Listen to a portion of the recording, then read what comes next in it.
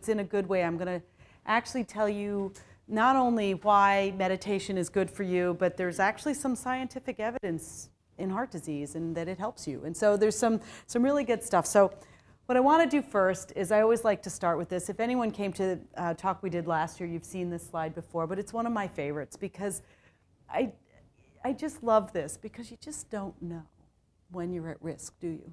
So this poor kayaker is having a good old time and has absolutely no idea the shark is behind him. So that's heart disease. The problem with heart disease is, the whole silent killer, everything that's usually thought of as high blood pressure, but it really is a problem, and the holidays do bring out a lot of stress in people. So we think first the traditional risk factors. I can't ever have a talk about making you think about risk factors. So unfortunately, we all age. Age is the #1 risk factor for heart disease. Sorry guys, you get it about 10 years before women do, but we all catch up in the end. And then a family history. You can't run from your genes. So we're always working that. I know, Nisha sort of brought it up that if you're at higher risk at the holidays, you're at higher risk throughout the whole year. But these are the modifiable things, and these are the things we have to watch out for. Smoking, diabetes, hypertension, high blood pressure, physical inactivity, high cholesterol, obesity, and depression. All of which, I hate to say it, get worse at the holidays. Even smokers smoke more at the holidays. The stress really comes out. Thankfully, very few people in my world anymore actually smoke. I don't know about you guys, but there are very few people that we know that actually smoke anymore. So that's a good thing, but a lot of the other stuff is still there. So that just sort of starts us off with the holidays, and that's 90% of your risk. So as much as your age, your being male, or your family history is a problem, that we can actually take care of about 90% of your risk, but just by dealing with other risk factors. But this is an interesting study from InterHeart. So InterHeart was a huge multinational study, hundreds of thousands of patients, where look where stress comes out as a risk for heart disease. It's #3. And we'll talk about diet a little bit later, but you actually focused on it nicely. And there's a lot of people out there, these keto people, the paleos, who say LDL and cholesterol is not a problem. It is the #1 problem for heart disease. So please do not let anybody tell you that a high saturated fat diet is good for you. It's just not. So keep that in mind. But we're going to talk about stress. So why are the holidays a problem? The holidays are a problem because we sort of touched on this, but any stress in your life is going to be brought out by stressful people around you and borderline personality disorders. And I don't care who you are, every family's got one, okay? So you all know who they are, we all know who they are, and I'll give you the example. I'm happy to throw my family under the table at all moments, but we're New Yorkers, we're a little more liberal than the Midwest crowd we go hang out with, and we literally have to tell the 20-somethings in our family to not speak at the dinner table, to not annoy the 89-year-old grandparents. So literally we're like, do not speak, and so the stress just starts coming out at the holidays with the politics and the everything. So we just have to be so careful. But having said that, anger and hostility, sleep deprivation, lack of exercise, and poor eating. And so I'm going to touch a little bit on all of them, each of which could take an hour if you wanted them to. But it's just something to keep in mind that stress is a problem. And I love this one, really. How many How to Survive at the Festive Season articles does one man really need? And so Michael talked about the whole heart-mind connection. There is no such thing as the heart versus the mind. They are one. And most really, really sort of intuitive people who meditate say, why are you talking about the brain? It's all about the heart. This is all about what's going on in your heart. And so this quote is from a gentleman at Cornell named Phil Steig, who's actually a neurosurgeon, but he does a lot of seminars with family members of people who have had traumatic brain injury. And he's operated on family members, and they're all dealing with some of the changes. And so he links the heart and the brain to each other all the time. And you cannot treat one without treating the other, and you can't really neglect one without neglecting the other. And so I want everybody to think that at this time of year, to be more mindful and to be more meditative and to be more thoughtful is actually, as you said, going to save you from a lot of problems here. So I ran the fellowship program at Cornell for 10 years, and we have gotten really, really involved in how to keep our youngsters from really being at risk. There's been a lot of talk about stress. There's been suicides in the cardiovascular world. There's been suicides in the medical world, in the young people training. And so it's all about how to find out how much stress is actually good for you. And you know, some stress is good for us. We all know that. We don't want to be bored. Nobody wants to sit around and be bored all day. So this eustress, I love that. What's euvolemia, eustress, euhappiness, EU is sort of even. So what's the difference between boredom and, like, you know, going out of your mind at the holidays? And so let's try and figure that out. So we'll start with anger and hostility. So I have actually seen this happen. I drive to work every day from Bronxville on the Bronx River Parkway down to the FDR. And at 96th Street, you've all seen it, you get off going north. I have been driving south, and I actually called my husband on my hands-free. I promise I was not on my phone. And I said, you're not going to believe what I just saw. This big old truck and this little VW, and he tried to get around the VW and smushed him up against the barrier at the FDR. I almost laughed out loud. I'm like, I cannot believe this just happened, but this is what happens. And so especially road rage and driving, and a lot of people drive at the holidays, so just be aware. Because intense anger is a trigger for a heart attack over 2 hours, a little bit like a huge meal. Anything that changes the blood flow, increases your heart rate, increases your blood pressure, is a trigger. There is some really good data about after natural disasters, although interestingly, worse at certain times of the day. So if you think about recent earthquakes on the West Coast, the Loma Linda one that happened actually at 4 in the morning was associated with much more heart attack and risk, whereas the one that happened, and I can't remember what the name of it was, but I remember very specifically in the 80s because there was like a baseball game going on during it. So it was sort of mid-afternoon, and that one was not associated with a whole lot of increased risk. So depending on what time of the day things happen can also be a problem. But keep in mind that real anger can actually trigger heart attacks. And so I just put this slide up because I want people to know that the American Heart Association is actually taking this seriously. JACC, it's called, the Journal of the American College of Cardiology, is the premier cardiovascular journal. And it is now studying stress and anger and depression and anxiety. And this is actually a pretty old article, 2009, so almost 10 years old. 25 studies already at that time were saying that it is absolutely linked to risk. And so we're all taking it seriously. People are thinking about it. We're thinking about it in our trainees. But we often neglect it in ourselves, and we don't really think about what this is doing to us. The other thing is sleep deprivation. So I love this. In Japan, they actually named it karoshi, death from overwork. So this was actually in sort of the real boom in the 1980s, where they actually found an increased risk of heart disease in people who were overworked. The U.S. National Sleep Foundation, I love this, that they found out that we actually sleep about an hour and a half less than we used to. 100 years ago is not that long ago. And so most sleep experts now say that 7 to 8 hours of sleep is ideal, not 6 to 8. We used to say, okay, 6 is good, so maybe 5.5 is fine. Like, you know, we're all not sleeping as much as we should. But, and this is probably a problem with me not preaching to the choir. I probably don't get as much sleep as I should. None of us in this room probably do. But please keep in mind that if you can, you really should aim for 8 hours of sleep. And if you can get 7, that's probably good. Less than 5 and over 9 is not good for you. Less than 5 is clearly sleep deprivation, and over 9 is probably a signal of either depression or illness. You know, people who just can't get out of bed in the morning. And for my world, it's probably depression. A lot of my patients are actually more depressed than they think. So again, let's talk about this heart-mind connection. And I just wanted to touch on what I think are sort of the popular, let's call them popular ways of meditating these days that a lot of my patients talk about. I am an avid meditator. I meditate every day. I do transcendental. My nurse, Maria, does a more mindfulness approach. I think that you need to find out what's right for you. and go to someone who knows what they're talking about and learn how to meditate properly. I actually did Transcendental for 2 reasons. One is because the American Heart Association had endorsed it several years ago.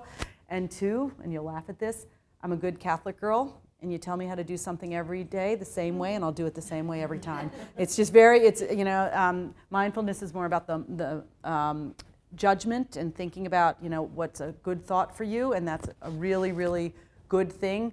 But TM is the mantra, and it goes over and over, and I sort of think of my grandmother, doing the rosary every day. It's very meditative, just sort of going through, and it's just clearing your mind. And that's what I needed to do. I needed to learn how to clear my mind. And so I never miss my morning meditation, never. I get up at 5:30 and I meditate for 20 minutes. All right, never is a long word. 99% of the time, there's always, and you know what I miss? When I'm on vacation and I've got like kids in a room with me in a hotel room and I can't, get them out of my room, but I go try and find some space to do it on my own. But I've gotten pretty good at meditating on buses. I can meditate anywhere except when I'm driving because you kind of need to close your eyes, so that's a problem. So, but honestly, figure out a way to find time for yourself and clear your brain because it really is so good. And like you said, you got to empty your cup. And you can't take on more. The airlines have it right. Put on the oxygen mask and then help someone else. Because you cannot help people, you cannot do everything you want to do if you are overflowed. And so I really do believe very, very strongly in meditation, and I just thought that was kind of cute. So I love this. This was actually an article in the New York Times, a good 5-6 years ago now. So it's a Buddhist monk named Matthew Ricard, who they actually in that article called him the happiest man in the world. And so he allowed researchers to actually do functional MRI and EEGs on him while meditating.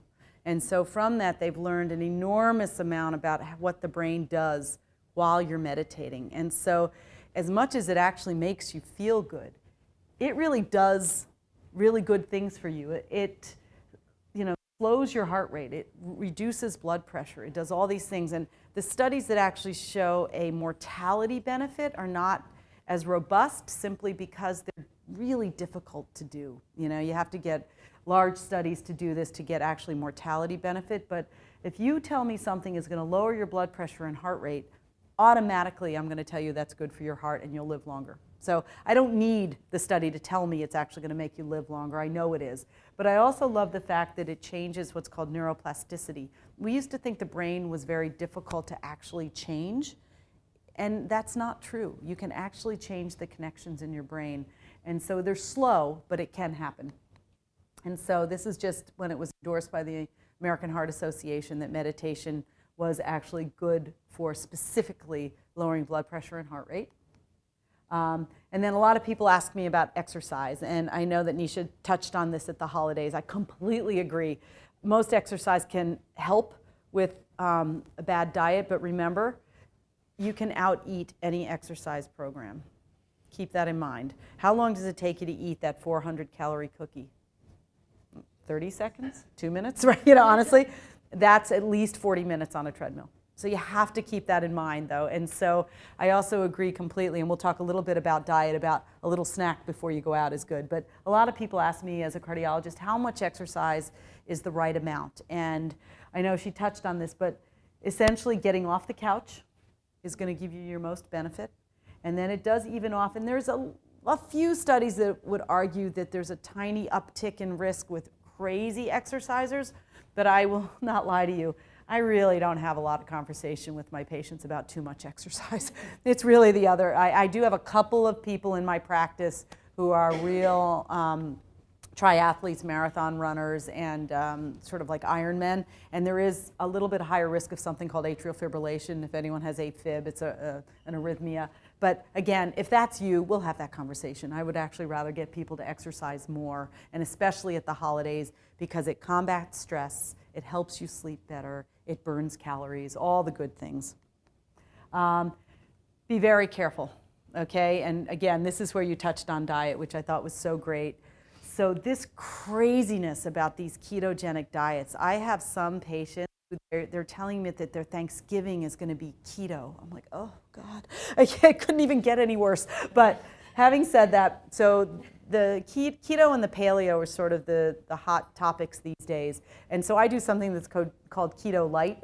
I am absolutely fine with a low carbohydrate diet. There is no such thing as a no carbohydrate diet, by the way. If anyone tells you that there is, it is not sustainable. You must have carbohydrates in your diet.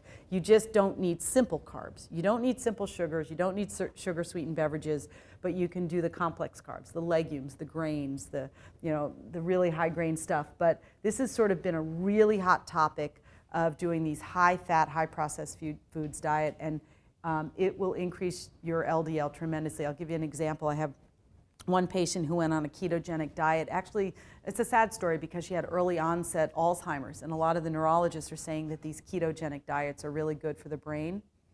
Her LDL went from about 120, that's the bad cholesterol, that's about average in this country, to 230 on 4 weeks of a high-fat ketogenic diet. So that's not everyone, but I've never seen anyone's cholesterol profile get better on these diets. Some people, it does not get worse, but some people, it can get tremendously worse. So please be aware that if you're going to do that, you have to be careful. But I also want you to be aware of what's called the pasta vegetarians.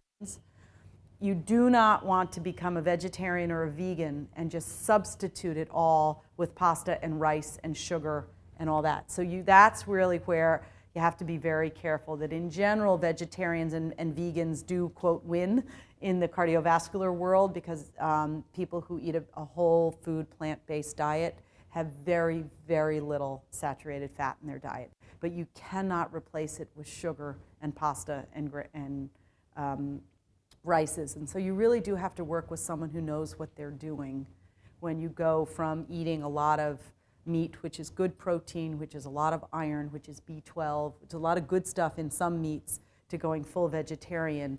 I'll argue, I'm a preventative cardiologist, so I'm what I call pescatarian. I eat swimming fish, and I eat vegetables, and I eat grains. I do not eat red meat anymore, and there's just too much saturated fat. I don't eat butter. I don't eat any of that thing, and that's a personal choice, but I work with many patients who simply cannot do that, and that's okay. It really is. Like this whole judgment on how people eat, I think, has gotten a little out of hand too. But at the holidays, you have to be very, very careful. And as Nisha said, the calories, it's out of control. I didn't realize it was 4,000. That's a lot. So, and so to have like a handful of nuts before you go to a party, it's going to keep you from eating the pigs in the blanket. It really will, because you're not starving when you get there. So even though I think, a handful of nuts, it's a lot of fat. It's all good fat. It's vegetarian. It's high protein. It's filling. And you'll feel better when you do it. So keep that in mind. And so I just wanted to show you, this is from the American Heart Association. It was a lecture that I went to. So saturated fat, dairy meats, and trans fat, which are snacks. The good thing about the government, they've actually gotten rid of trans fat pretty much in the diet, so that's pretty good. But be careful, it's hidden. So for example, Jiffy peanut butter. It says 0 trans fat, but if you actually read the label, it's got hydrogenated palm oil in it. And so if it's less than a gram of trans fat, they can still say 0. So just read the labels. But dietary cholesterol is not as important as dietary saturated fat, but you have to be careful. It's a whole long conversation about who absorbs and who doesn't absorb, and that's too much for this. But just be aware that eggs have 2 eggs have 362 grams of cholesterol. We used to say keep it to 300 grams of cholesterol. Now the FDA has said to actually don't worry about the actual amount, but just keep sugar-sweetened beverages and portion size under control, which I do agree with. But I also am a little bit concerned that they said take out that concern, because if you absorb cholesterol in your diet, that could be a problem for you. So you just have to keep these things in mind, especially at the holidays. And then this was from a Swedish study in elderly men, and the people who did all 5 things, in case you can't read it, it was a healthy diet, which was actually done on a point system. Alcohol in moderation, meaning 1 to 2 drinks per night, no more. No smoking, physically active, and a healthy body weight, which was a BMI of about 25 or less. If you did all 5 of those things, you had a 80% less chance of heart disease. How many people in the study had all 5? Take a guess. And this, unfortunately, was only men, but it was sort of middle-aged and elderly men. It was 2%. Yeah, they actually had to combine levels 3 and 4, which were the pretty good and the really good, because they didn't have enough patients in level 4. So, and I think of myself and probably Nisha, like, we live this. We live this every single day. I talk about it all the time. So I'm like, okay, I have a pretty good diet, but I got teenagers and 20-somethings in my house. So, there's still Pop-Tarts on occasion. So, like, is it good every single day? Probably not. Alcohol in moderation. It's hard to have one drink. For women, unfortunately, we only get one. The men get 2. So it is, but the rest of them I'm great at. But the 2 here, it's like, I think it's the diet and the alcohol in our world that people have probably the most trouble with. And so what we talk about, especially I wanted you to think about this during the holidays, is don't think about so much just the holidays. I want you to think about this year-round. How much rest do you get? Try and make sure you're getting 7 to 8 hours. What do you do to have fun? What is your entertainment? What do you eat? We didn't talk about supplements. That's a whole other thing on adding to your diet. I'm not a huge supplement fan, but if you're not getting enough nutrients, it's probably good for you. We spend a lot of time at work, a lot of us. You better like the people you work with. If not, rethink it, okay? Because it's a long time to be spending at work with people you don't like. When you're not at work and when you're with family and friends, what do you do to unwind? And what do you do to be active? And what do you do to enjoy yourself? These should be as much of your life as your work. And unfortunately, like your son, people shouldn't work 100 hours a week. It's, and we all get stuck in it, I guess maybe we worked 100 hours a week, but it wasn't forever. You really do have to move on. And people say, oh, how'd you do it? You had 3 kids and you worked. I said, I was tired for 10 years. Honestly, and my youngest is now 18 and I have 2 older ones. And it's easy now, but when they were your age, it was craziness in my house. So you have to just sort of think through it and figure out how to get this done. But I just wanted you to think through this at the holidays, and I hope that sort of summarized it all for you a little bit, and we would love to take some questions. So thank you. Yes.